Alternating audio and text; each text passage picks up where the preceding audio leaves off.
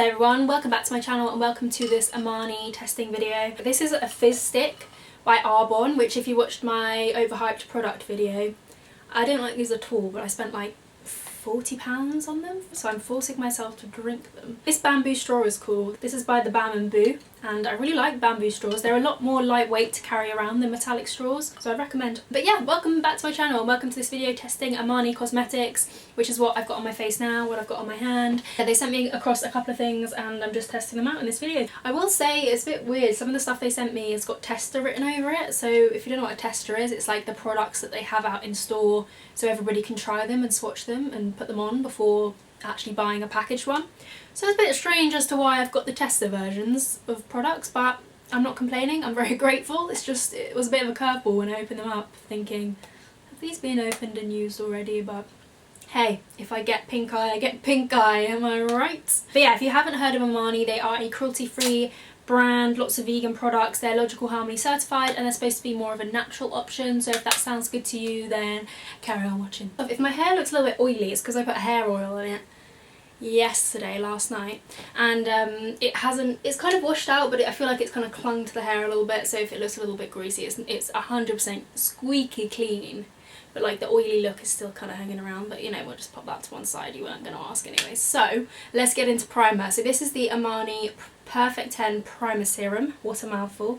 This is £32. I'm looking at it on the Love Lula website. I feel like primer serum is a really good way of describing this because it's got that serum texture, which is very, very nice. It feels very hydrating and it feels very nice on the skin. Doesn't irritate my sensitive skin. It says here that it is obviously vegan, gluten-free, talc-free, paraben-free, silicone-free, which is actually kind of rare for a primer. A lot of primers have silicone in because they give that kind of blurred look to the skin. This actually kind of reminds me of the Too Faced Hangover X primer, which is quite popular but it doesn't have that strong fragrance to it because that one's got like this coconutty fragrance. I definitely prefer this one because I think it's more hydrating, and this prolongs the wear of makeup as much as a moisturiser would. It's not like a particularly gripping primer, but it does set down. It has a kind of lighter feeling to the skin than some primer. With the more kind of long-lasting primers, they feel very sticky and tacky, and that's obviously what's going to grip the makeup. This does have a little bit of, it does prolong the wear of makeup a little bit, but it's just as much kind of as a regular moisturiser, to be honest, but it sets down. Not all moisturisers set down, whereas this definitely does set, like you can see.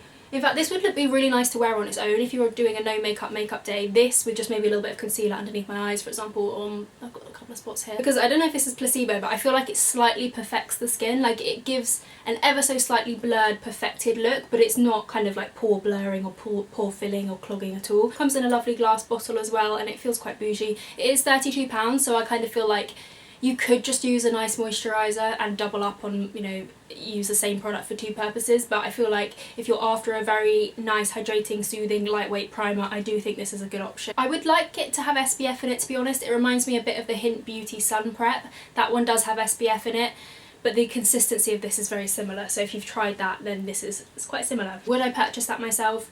Potentially I would actually, but I would maybe prefer it if it had some protection in. So I'm just going to go on and carry on with my base. I'm using the Gosh Dextreme foundation. I have a whole video reviewing this if you're interested, but I'm just going to whiz through. Okay, next up is their blush. So this is their Vegan Mosaic Blush in the shade Key Largo.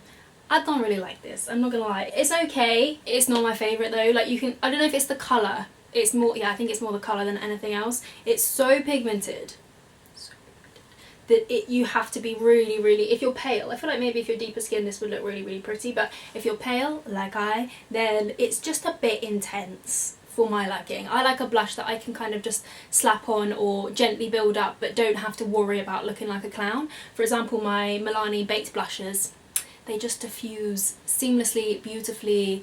They've got a lit from within glow. This is more of a matte blush, which I'm not crazy about. It doesn't look very realistic, it's just not my favourite. I wouldn't buy this myself. Also, the actual size of the little pan you get is tiny, and this is £18. I'm going to go in with a very light hand. It lasts an okay amount of time. It's just not my favourite, to be honest. I prefer the Milani baked blushes. Another thing that isn't my favourite is their Illusion Quad, which is an eyeshadow quad in the shade Sunset Boulevard. So this retails for £32. Do I think it's worth £32? Absolutely not. I think that this is like the biggest disappointment out of the stuff I've tried. The darker shades are okay. They look quite nice, like when you I don't know if you can see that on my hand, but they look alright, and when you swatch them they swatch really smoothly. The cream shade literally doesn't show up at all, and also I just think this colour selection is weird. I think maybe it's the colour of the palette that also really puts me off. Like you get a navy blue, a dark brown and a mid-tone brown. What am I going to do with that? And they also look really dull. They don't look like very nice flattering shades on the eye. I've used them a couple of times trying to get them to work, and I've just kind of made my peace with the fact that I don't like these. I don't like the formula, I don't like the shade select. Oh, titties, did you see that? Why do I always do that? I always swatch stuff on my hand and then I end up using my, because I use my fingers a lot when I do my makeup, I end up getting black splodges everywhere because I'm an imbecile. I'm just going to try and cover it up with this very, very, very sheer cream eyeshadow, which is a bit of a waste of time, but oh well. This is the mid-tone brown I'm using. Blends out really nicely. It's a nice crease shade. As a palette, I don't think it's very cohesive. I don't think you can do a lot with it. You can't build it up and make a smoky eye because the darker shade is not dark enough. And I don't think it's worth the money, if I'm being completely honest, which I am being. I put a little bit of that mid-tone brown underneath my eye, and I'm going to go in with this Essence palette. I used to use these on my channel all the time, and I kind of forgot about them, but I love them. I still recommend them now. Like, I think they retail for £4 each. You can get them in Wilkinson if you live in the UK. I think you can get it in drugstores overseas as well. I know you can in Germany, I think. But yeah, this whole palette has done me really well. Okay, a little bit of winged liner. This is the NYX Epic Ink Liner in the waterproof black shade. I don't think it is waterproof, to be honest. I got a comment on one of my other videos, someone also saying that they don't think it's waterproof. So it looks very similar to the Kat Von D Trooper liner, which I love, but I think something in that makes my eyes water because whenever I use it, my eyes water a lot. It's just not as user-friendly in terms of the actual brush isn't as thin. Sometimes it is workable and it's really, really thin. You can get a really sharp line, but sometimes it isn't. I feel like it's not the worst in the world, but it's not the best. I'm still on the hunt for the absolute best liquid liner, but it's doing the job for now. And I'm quickly, before I put mascara on, I'm going to use the Emani lipstick. So this is their lipstick in the shade Dolce. The packaging is really interesting. I will say on the other packaging, this black packaging, I don't like it. It's very variable because the primer comes in really nice packaging. The black packaging feels ever so cheap, like really, really cheap. Like this one's even broken. Feels very lightweight and cheap, whereas the primer and the lipstick and the mascara, like this is quite nice. It's not what I would choose for my makeup line. It looks kind of questionable. Like this looks alright, but in terms of the formula, this is nice. It's a very, very, very pigmented, very thin formula. I'll just swatch it on my hand here, and like I'm just pressing really lightly. You get such an intense colour from just a single swipe. I think it's really nice, and it does feel extremely lightweight on the lips. Like you can't feel that you've got something on your lips. The shade Dolce is described as a rosy mauve, and I would agree, it's a really pretty rosy mauvey shade with a bit of terracotta in it as well. I'm actually going to put some lip liner on. This is the shade Rose by Barry M. My opinion on the lipstick, is it worth £18? It's good, yeah, it's good. I like the colour, I like the consistency. I would say because it is so lightweight, like it feels like I've got nothing on my lips right now. It is so lightweight that I wouldn't say it's necessarily hydrating. I wouldn't say it's drying either, but it's not like creamy and hydrating. But it's also not very long wearing. It doesn't leave a stain, and it can, because it goes on so easily and so quickly, it comes off very, very easily. You'd have to reapply this throughout the day for sure. I might actually put a bit of lip gloss on top. I'm going to take some of the Lip Sculptor by Tarte and just put a little bit of lip gloss in the middle of my lips. This is the shade Cartwheel. And then last but not least, a mascara. So this is the Emani Midnight Soy Mascara. I believe it's an organic product. And when I first saw this wand, I wasn't sure if I would like it because it's a plastic wand, not a bristle like brush kind of wand, and I typically like the more sort of natural bristly brush wands, but it does have a slight sort of hourglass shape to it, so I was intrigued by this. It gives a very, very natural look to the lashes. Like, it is very fluttery. I like it more than the 100% Pure mascara, which actually has quite similar packaging to this. I like it more than that. The thing is, when I wear a winged liner, you want the mascara to appear longer than the winged liner. It just depends what you're after. If you're after loads of volume, this isn't it. I know that people say when you get mascara on your face you should let it dry and then chip it off. Anytime I've done that before, it's just dried down and set into my makeup, and then it takes my makeup off. If I just kind of pat it in with my finger, it disappears, never to be seen again. But yes, this mascara, I've kind of built it up to be a little bit clumpier slash thicker than it usually would be. Is it as good as my Big Lash Lily Lolo mascara? No. Is that one cheaper? Yes. Would I recommend that one over this one?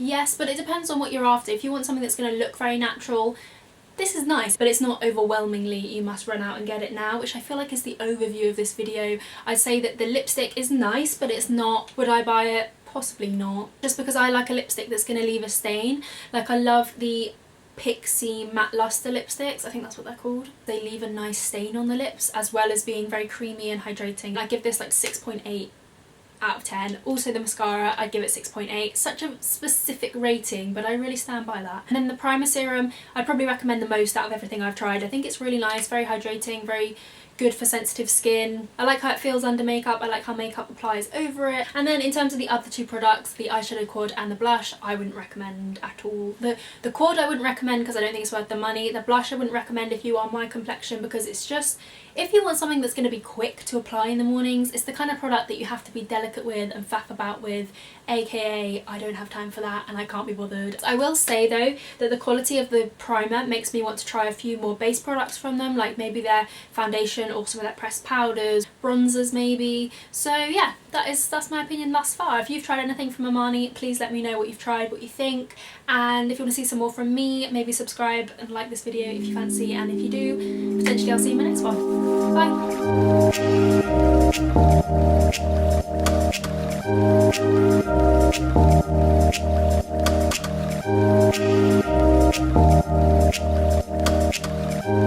Bye!